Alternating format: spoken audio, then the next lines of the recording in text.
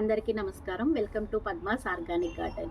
ఈరోజు మన పూల చెట్లకి ఎక్కువ పూలు రావాలి అంటే మీకు ఒక మంచి ఫర్టిలైజర్ చూపిస్తాను. మనము రకరకాలైన ఫర్టిలైజర్స్ గురించి అంటే పోషకాలు ఇచ్చే వాటిని గురించి తెలుసుకుంటున్నాం కదా.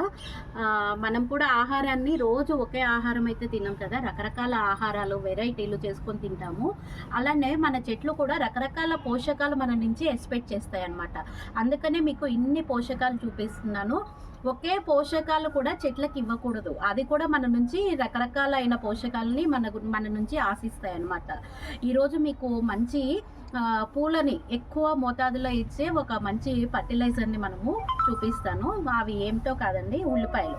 మనము రోజు ఉల్లిగడ్డల్ని కిచెన్లో కట్ చేస్తూనే ఉంటాము. మాకు ఇంత ఉల్లిపాయ తొక్కు రాదు అంటే ఉల్లిగడ్డలు అమ్మే వాళ్ళ దగ్గర నుంచి ఆ పీల్ అనేది తీసుకోండి.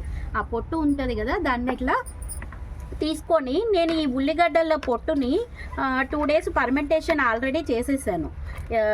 2 డేస్ నేను నీళ్ళల్లో ఇట్లా పెట్టినాక 2 రోజులకి ఇట్లా మనకి చక్కగా ఒక మంచి పోషక విలువలు ఉన్న ఒక ద్రావం అనేది మనకి రెడీ అయింది.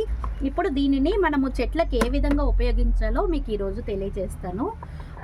ఇట్లా అయిపోయినాక ఈ ఉల్లిగడ్డ పొట్టు ఉంది కదా, దీన్ని ఇట్లా అంతా పక్కకి తీసేసినాక ఇక స్ట్రైనర్తో ఇట్లా అంతా పక్కకి ఈ పొట్టు అనేది మనము తీసేసుకోవాలి.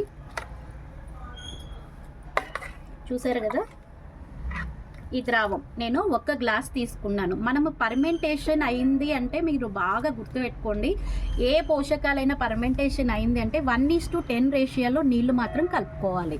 ఈ విధంగా 1 గ్లాస్కి నేను 10 గ్లాసులు నీరు తీసుకున్నాను. చూసారా, ఈ విధంగా మనకి ఆనియన్ పీల్ ఫర్టిలైజర్ అయితే రెడీ అయిపోయింది. దీనిని మన చెట్టు మొదల్లో ఏ పోషకాలు ఇచ్చినా కూడా మట్టిని ఇలా గుల్ల చేసుకోవాలని మీకు ఫస్ట్ నుంచి చెప్తూనే ఉన్నాను.